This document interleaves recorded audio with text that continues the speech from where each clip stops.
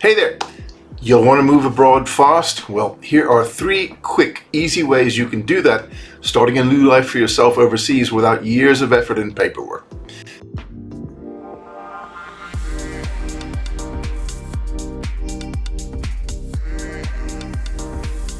Hey, my name is Ted Baumann. I'm a US expat and I've been dividing my time between multiple countries for decades. I've got 2 passports and I now live full-time abroad in beautiful, sunny and windy Cape Town.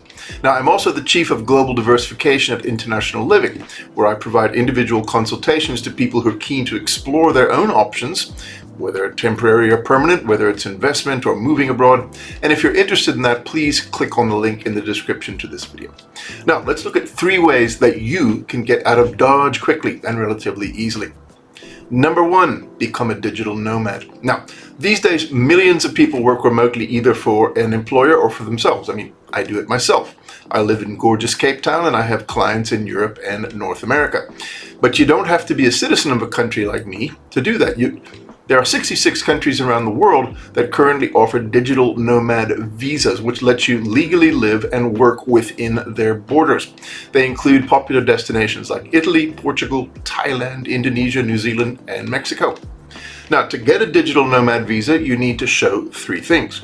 First of all, that you earn enough money to support yourself, typically around $3,500 a month, and promise not to work for local employees or clients. You can only work for an employer or clients outside the country where you get the visa. Number 2, you have a place to stay, and number 3, you have a clean criminal record. Now, in fact, that first rule is flexible in some countries. Portugal, for example, lets you earn up to 20% of your income from local clients. That's a nice bonus. Now, one thing you should know about these digital nomad visas is that to keep one, you need to spend at least 183 days, about 6 months of the year, in the country. That's because that's what triggers tax residency, meaning you'll pay taxes to that government. That's really why they want you to come, right? They want you to come work in their country, spend your money there, and pay taxes. But don't let that scare you. First of all, many countries have favorable tax rules for digital nomads. In some cases, if you can prove that you got a lot of competence in your field, you may even qualify for local taxes as low as 10%. Secondly, if you're American or Canadian, any taxes you pay overseas will be credited against your taxes at home, so you won't pay tax twice on the same income. Now, becoming a digital nomad has huge benefits beyond just living abroad. First of all, nearly every country in the world has a lower cost of living than the United States, so you'll save loads of bucks. Number 2, you will qualify for their national healthcare systems, which provide quality care at a tiny fraction of the cost of what you pay at home. Now, you won't always get to see a doctor straight away and all that sort of stuff, but almost everybody I've spoken to says they appreciate the healthcare systems, particularly in Europe, and they like being there. Best of all, if you renew your digital nomad visa for several years, you can qualify for permanent residency and even citizenship in as little as 5 years. Number 2, get a passive income visa. Now, dozens of countries around the world offer residence permits to people who get passive income from outside their borders. Just like digital nomad visas, you have to earn passive income from somewhere else. Now, they're often called retirement visas, but they're usually available to anyone over the age of 30 or so who can show that they have sufficient income for investments or other sources that they don't have to work in the country and can support themselves.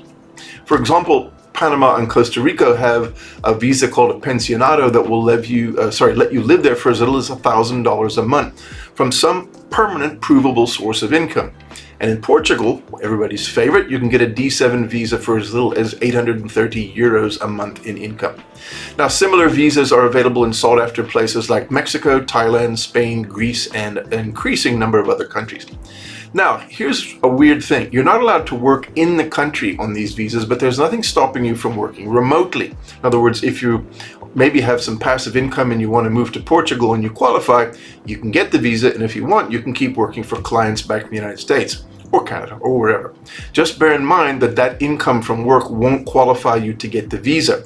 If you try to go that route, you have to get a digital nomad visa. So the income has to be passive from investments or rentals or interest or something like that.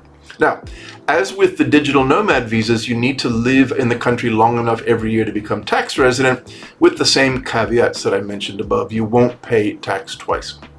Number 3 way to get out of Dodge: buy a passport. Now, this option is pricier, but it does lead to an immediate second citizenship and passport. That means you never have to return to your home country if you don't want to. Now, countries that sell citizenship, which is really what you need to get a second passport, include 6 Caribbean islands, Malta in the European Union, Turkey, Egypt, Jordan, and Vanuatu in the Pacific. Now, the price to get immediate citizenship varies considerably. In the island countries of Dominica and Vanuatu, for example, you can get citizenship for a little over $100,000. On the other hand, to become a Turkish citizen, you'll need about $750,000, and a Maltese passport could set you back $1 million to $1.5 million. Now, to do deals like this, you don't just have to give them money you'll never get back. Some countries give you citizenship if you invest in local financial funds or residential property, where you can earn rent and eventually sell for a profit.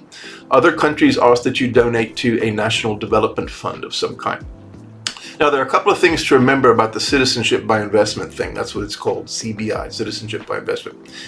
Number one, make sure you do your homework. Some countries that sell citizenship don't have good relations with places like the US and the European Union, and you'll need a visa to visit those places on their passport. It's always best to get a second citizenship in a country that has wide visa-free access, like most of the Caribbean islands. Becoming a citizen of another country doesn't automatically cancel your second or your existing citizenship. You'll need to continue paying taxes to your home government unless you formally renounce your citizenship, which can trigger exit taxes like in the United States. Now, number 3, if you're thinking of giving up your own citizenship, getting a second citizenship is absolutely necessary first.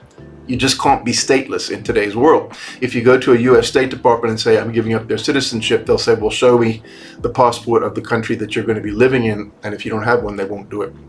So there you have it, 3 ways to get out of your country quickly. Now, the time it takes to do these things varies depending on the country and the method you choose, but it can happen in as little as 2 or 3 months. If you've got all the proof you need and all the paperwork to show that you've got your income and so on, it's rare that you'll have to wait longer than 4 to 6 months to get that permit to live abroad. Now, if that sounds like something you'd like to do, make sure you contact me at the link in the description below to set up an appointment to review your situation and identify the best countries for you, the best visas, and the best providers that can help you get them. This is Ted Baumann from International Living, signing off.